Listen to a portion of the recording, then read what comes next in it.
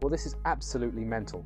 I'm Jetset Jeremy, and I've been living in America for over 20 years, but blimey, what I'm witnessing right now has got me proper gobsmacked. The airports here are looking like something out of a zombie apocalypse film, except instead of being overrun, they're completely deserted. And no, this isn't some midnight flight situation, this is peak travel season, and America's tourism industry has apparently fallen off a cliff. Now, I know what you're thinking. Jeremy, you're being dramatic again. But hear me out, because the numbers are absolutely staggering.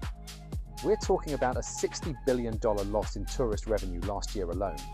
60 billion, that's more money than some countries see in their entire annual GDP. And it's not just the money. 33,000 jobs vanished in June 2025 alone. That's like an entire town's worth of employment just evaporating. I was at Atlanta Airport last month. You know, the one that's supposedly the busiest in the world, and I could practically hear my own footsteps echoing. It was eerily quiet, like someone had pressed the mute button on American tourism. LAX was the same story. The immigration queues that used to snake around for hours? Gone. Just Americans coming home and a few tumbleweeds, basically. But here's where it gets really interesting, and frankly quite concerning. It's not just that people aren't coming, they're actively being told not to come. Some foreign media outlets have advised against US travel. When was the last time you heard that? It's like America has become the travel equivalent of that dodgy restaurant with 1 star on TripAdvisor that everyone warns their mates about. I've got friends back in England who used to plan their annual American road trips religiously. Now they're looking at me like I've lost the plot when I tell them where I'm living. The conversation usually goes something like this. Jeremy, mate, why would anyone want to holiday somewhere that feels like a police state? It's the World Cup this year, but we are staying home to watch it in the pub. And honestly, I'm starting to see their point. Obviously, this has nothing to do with the crazy ticket prices for the games. The horror stories coming out of American border crossings are absolutely bonkers. People are getting detained for hours, having their phones ransacked, their social media scrutinized like they're applying for top secret clearance rather than trying to visit Mickey Mouse. Tragically, one Canadian citizen even died in an ICE detention center in Florida. A Canadian. Someone from a nation we call our closest neighbor. Let that sink in. Quick travel tip. If you're going anywhere this year, don't be the person stranded without insurance. You're not saving money, you're just gambling in a very boring way. I use EKTA because getting stranded without coverage sounds inconvenient, and the social media checks give me strength. That's a whole new level of invasive nonsense. Imagine trying to explain your Twitter history to some border guard at 3 in the morning. Well, you see, officer, that tweet about pineapple on pizza was obviously satirical. It's absolutely balmy. The psychological impact of all this cannot be overstated. America used to represent freedom, opportunity, the American dream, and all that. Now it's starting to look more like something out of a dystopian novel. People are genuinely scared of being mistakenly detained and shipped off to some country they've never even been to. That's not holiday anxiety, that's legitimate fear. Canadian road trips to the US dropped by 35% in 2025. 35%. These aren't people from the other side of the world weighing up exotic destinations. These are Canadians who could literally see America from their backyard. When your closest neighbors start avoiding you, that's when you know something's not right. Even Disney World is feeling the pinch, and that's saying something. When Mickey Mouse starts missing international visitors, you know the situation has reached critical levels.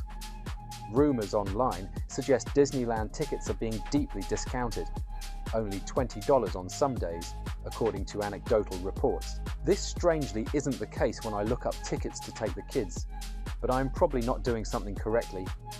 Meanwhile, the rest of the world is absolutely thriving. Europe's tourism is booming.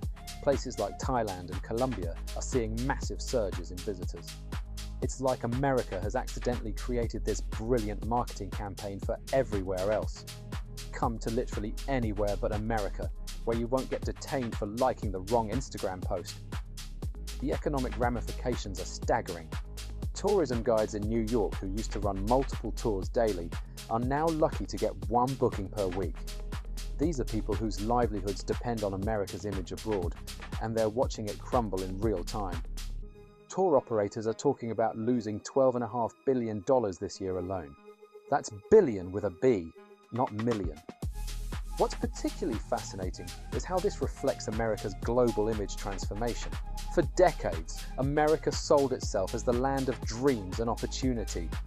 Now it's becoming the land of paperwork and paranoia. The bureaucratic nightmare of simply trying to visit the place has become so intense that people are choosing to spend their money elsewhere entirely. The ripple effects are everywhere. Hotels in major cities are seeing massive drops in international bookings. Restaurants that used to cater to international tourists are struggling. Entertainment venues, shopping districts, cultural attractions, they're all feeling the impact of this tourism exodus.